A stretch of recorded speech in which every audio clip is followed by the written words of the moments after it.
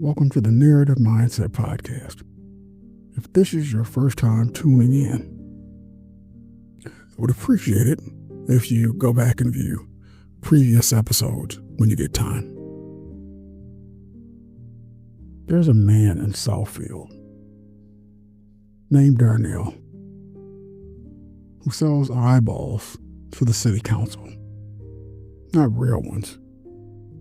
These are synthetic, biodegradable, ethically sourced from a lab in Windsor that uses recycled rainwater and the dreams of retired librarians. The city council buys them in bulk and installs them in traffic lights, park benches, and the backs of squirrels. Surveillance, they say. Urban vision, a legacy of safety. I met Darnell outside of a laundromat that smelled like burnt toast and old ambition. He was wearing a trench coat made of receipts. Said he was building a monument to forgotten glances.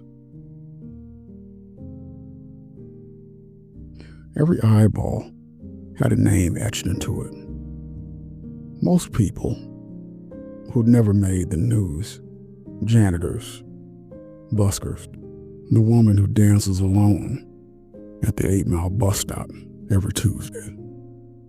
He called it the archive of the unseen. I asked him if the council knew what they were buying. He said, "They think it's tech. I think it's grief." Then he handed me an eyeball. It was warm. Not like body warm. More like memory warm.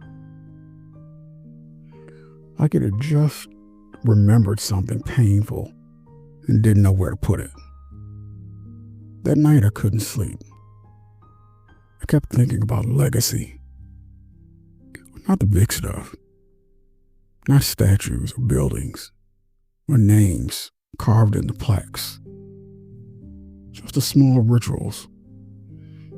The way I fold my socks.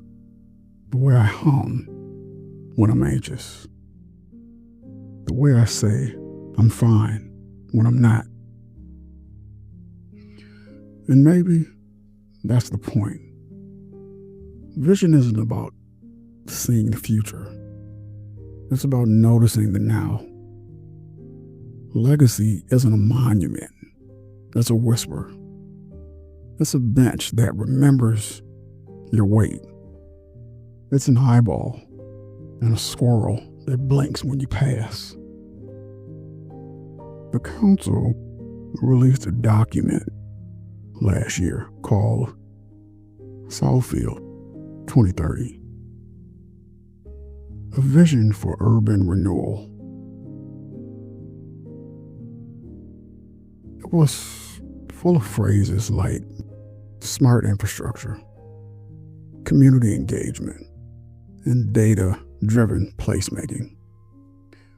But nowhere did it mention the squirrels, or the eyeballs, or the fact that the new benches hum when you sit on them. Darnell said the humming was intentional. Said he tuned each bench to a different frequency of loneliness. Some people need a low hum, he said. Others need something closer to a sob. I tried one outside the library. It hummed like a fridge full of regrets. I sat there for an hour, listening to the sound of my own avoidance. A man walked by and nodded. I nodded back. That was enough. There's a theory in phenomenology, Merleau-Ponty, I think, that says perception is not passive, that to see is to touch, That vision is kind of intimacy. Darnell believes this. He says every eyeball he sees is a handshake, a contract, a promise to witness. He told me about a woman who bought a dozen eyeballs and buried them in her garden. Said she wanted her tomatoes to feel watched. Said they grew sweeter that way. I don't know if that's true, but I do know that when I walked past her house, the air smelled like forgiveness. I started to think about my own infrastructure, not roads or buildings, just the scaffolding of my days, the rituals, the habits, the things I do without thinking. I realized most of them were inherited from my father, from my mother, from the city itself. Southfield taught me how to wait, how to listen for the bus even when it's late, how to read the sky for mood swings, how to find warmth in cracked pavement. That's legacy, not what you leave behind, but what you carry forward, what you pass on without knowing. Darnell didn't always see eyeballs. He used to be a city archivist, not the kind that files birth certificates or zoning maps. He archived moments, glances, the way people looked at each other when they thought no one was watching. He called it microhistory. Said the city's soul lived in the milliseconds between eye contact and avoidance. He had a rig, looked like a cross between a telescope and a confession booth. Set it up on street corners, recording the way people blinked when they passed murals, how they squinted at broken payphones, how their pupils dilated when they saw someone sleeping on the bench. He logged it all, not in spreadsheets and poems.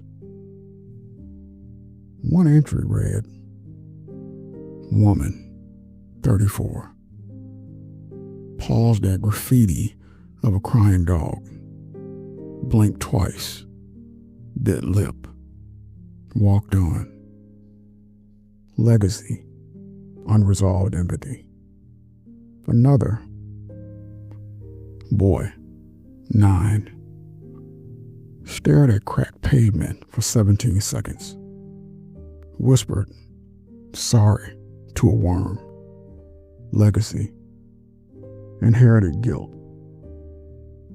I asked him why he stopped. He said the council didn't want poetry. They wanted metrics. So he pivoted, started selling eyeballs. Said it was easier to sell vision than understanding. There's a juice bar on Greenfield Road. It used to be a funeral home. You can still smell the embalming fluid if you order the beetroot blend. Darnell set up a dozen eyeballs there, embedded in the smoothie lids. Said he wanted people to taste mortality while sipping antioxidants. One day, a man ordered a kale shot and started crying. Said the eyeball reminded him of his mother's cataracts. Said he hadn't cried in 12 years. Darnell called it a success. Legacy isn't comfort, he said. It's confrontation. I started thinking about my own confrontations. The ones I avoid. The ones I dress up as productivity. Like how I rearranged my bookshelves when I felt lonely. Or how I cleaned my inbox instead of calling my brother. Maybe legacy is the stuff we don't say, the silence we pass down, the rituals of avoidance. The squirrels didn't like the eyeballs. At first, they tolerated them, bleaked when prompted. Log data played their part. But then something shifted. I started burying the eyeballs, refusing to blink. One squirrel climbed a lamppost and screamed for 11 minutes. No one knew squirrels could scream. Darnell said it was inevitable. You can't force vision, he said. Even squirrels know that. The council tried to intervene, sent out a memo. All squirrels must comply with ocular protocols. The squirrels responded by forming a union, demanding acorn subsidies and emotional leave. I watched it unfold from my apartment. Felt something stir. Like maybe rebellion isn't loud. Maybe it's quiet. Maybe it's a refusal to blink. Darnell took me to a mirror factory in Highland Park. Said it was abandoned, but still functional. Every mirror was slightly warped, reflected you as someone else, not grotesquely, just subtly, like you aged differently, loved differently, regretted differently. He called it the Legacy Lab.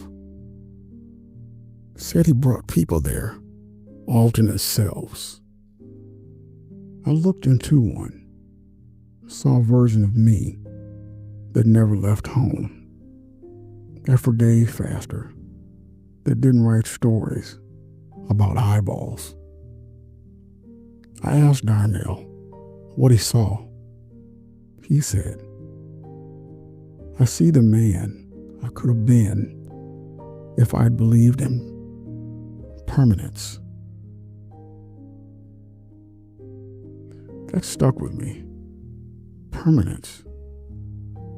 The myth we chase, the lie we tell ourselves when we archive glances and sell synthetic vision. I asked Darnell why he really did it. Why the eyeballs? Why the benches? Why the humming? He paused, looked at me like I was a cracked payphone. Then he said, my father died in a hospital. It smelled like bleach and forgetting. No one looked him in the eye, not once. I sell eyeballs, so no one dies unseen. That was it. No metaphor, no loop, just truth. I walked home differently that night. Not faster, not slower, just more aware of glances or benches, of squirrels, of my own rituals. I folded my socks with intention. I hummed with purpose. I said, I'm fine, and I meant it. There's a ritual in Southfield no one talks about. It happens every morning at the corner of 9 Mile and Ruthland. The man in a yellow hoodie stands perfectly still for 47 seconds, doesn't move, doesn't blink, then walks away. No one knows why. Darnell says it's grief. Says the man lost someone who used to wait there. Says stillness is a form of remembering. I started noticing other rituals. A woman touches every lamppost on her walk to work. A kid who whispers, "Thank you," to the bus driver, even when he's alone. A man who leaves a single peanut on the bench outside the post office. For squirrels. For the eyeballs. For the legacy. These aren't performances. They're offerings to memory, to vision, to the idea someone, somewhere is watching with kindness. Cities have infrastructure, roads, pipes, wires, but they also have emotional infrastructure. The places where people cry, the benches where breakups happen, the alleys where secrets are told.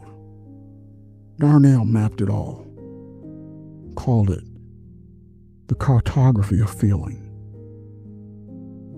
He showed me a map, red dots for grief, blue for joy, yellow for confusion. Southfield looked like a Jackson Pollock painting. I asked him what the biggest cluster was. He said, regret. Always regret. I thought about my own map, where I've cried, where I've laughed, where I've lied. It's all there, etched into the pavement, whispered into the bricks. Legacy isn't what we build. It's what we feel, what we leave behind in the air.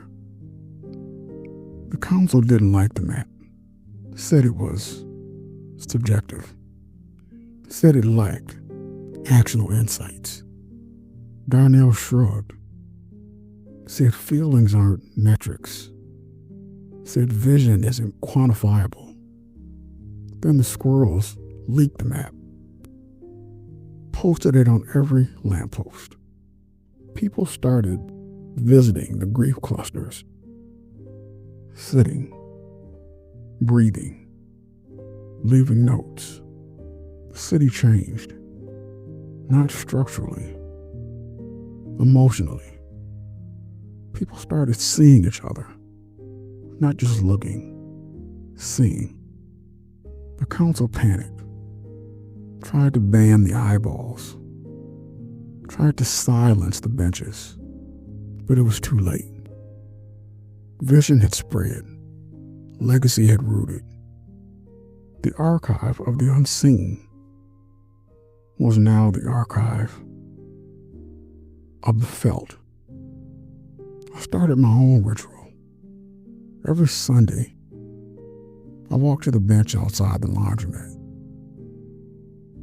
the one that hums like burnt toast and old ambition. I sit, I listen, I remember. I think about my father, about the way he folded his shirts, about the way he said, "Be good," instead of goodbye. I think about the glances I've missed, the ones I've ignored, the ones I've archived without knowing. I leave an eyeball on the bench, not synthetic, just a drawing, a circle, a dot, a promise to witness. I don't know what my legacy is. I don't know if I'll be remembered. But I do know this. I've watched. I've listened. I've felt. I've folded socks with intention. I've hummed with purpose. I've said, "I'm fine," and meant it. And maybe that's enough. Maybe vision isn't about seeing everything. Maybe it's about seeing one thing clearly, honestly, without blinking. Maybe legacy isn't a monument. Maybe it's a bench, a hum, a squirrel, a man in a yellow hoodie standing still for 47 seconds. Maybe it's this story. Maybe it's you.